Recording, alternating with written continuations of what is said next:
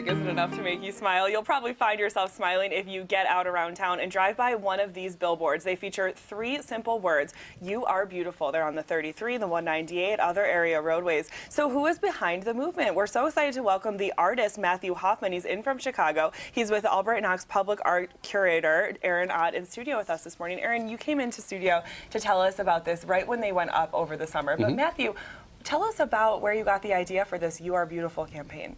Well, basically started in Chicago in 2003. I made a small batch of 100 stickers and set up a single webpage where you could send in for stickers. And so now, 11 years later, we've printed our 2 millionth sticker with installations in many major cities, and it's spread to every country or every continent in the world. How do you know? How do you know that the stickers have made their way that far? Because people either send photos or they hashtag them. How important is social media to this campaign? Well, what's interesting is it started kind of before social media. So in those days, yeah, people would email them in and that would be our interactions. And then now, yeah, social media is awesome. It's especially with Instagram, is really popular. Yeah, it's so easily tweetable or Instagrammable. Just add a filter and it says so much. But those 3 little words, they do say so much. Why did you choose those 3 words? Well, I think no matter what, like, it's true to every single person in some way or another. And I think that it's delivered in a very bland way, purposefully. So if you asked 100 different people what their reaction was, I think you'd get 100 different answers. It's the whole beauty is in the eye of the beholder thing. Yeah. There you go. Okay, so it started as a sticker. How did they come to be put on public signs and billboards? Well, so Aaron approached me, and we came up with this great idea to, have these spread around, and I'll let Aaron talk about that. Why did you want to bring this to Buffalo, Aaron? Well, it was one of the first projects that I brought to my committee, and I really love the work because it sort of reflects the way that we think about our curatorial philosophy in the Public Art Initiative. It's very generous in spirit. It's participatory in format. People can put the stickers wherever they want, and they can sort of self-author. And what I mean by that is sort of what Matthew was alluding to, is when you're confronted by the phrase "you're beautiful," you have to tell yourself what it means.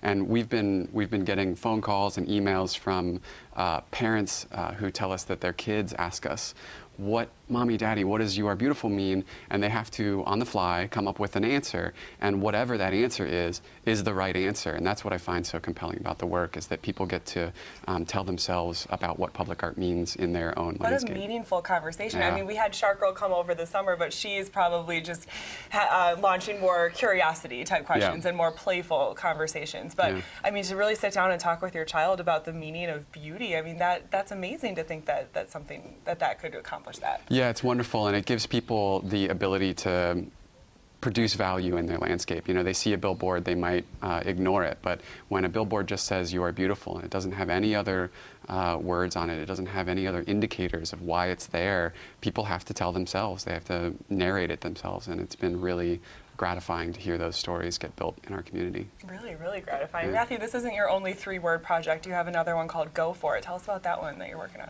Oh, yeah. So basically, I try to come up with just positive phrases that help us be a little more human to each other.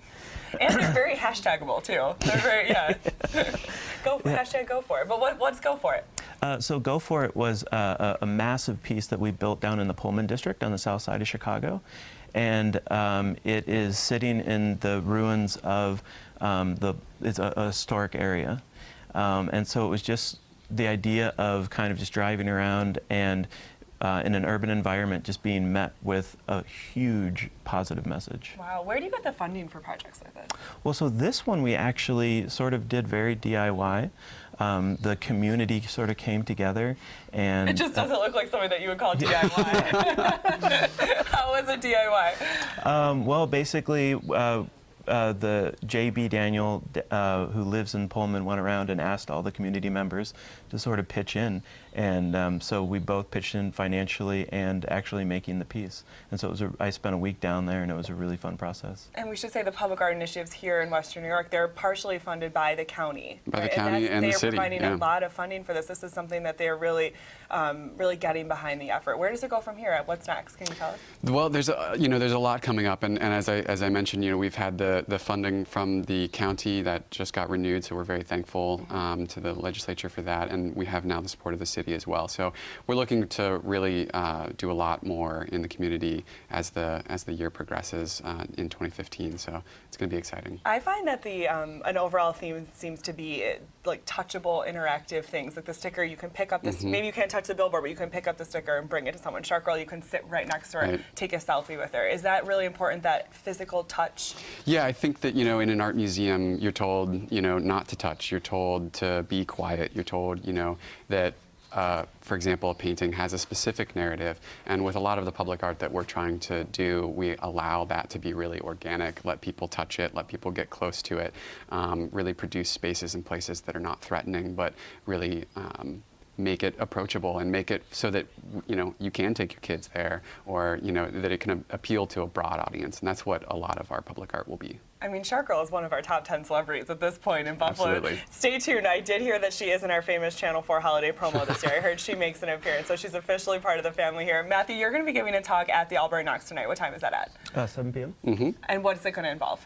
It'll basically talk about the project from starting in 2002 to where it is now, and then also look at, it's been pretty cool, even though this is my first time to Buffalo, I've been seeing for the last few months photos of all the billboards, and it's been pretty neat to see them sort of captured out of like side mirrors, and out of windows of passing cars and dirty windshields. And Have you seen any of yeah. the billboards yet since you've been in town? Saw 2 coming in. What was yeah. that like?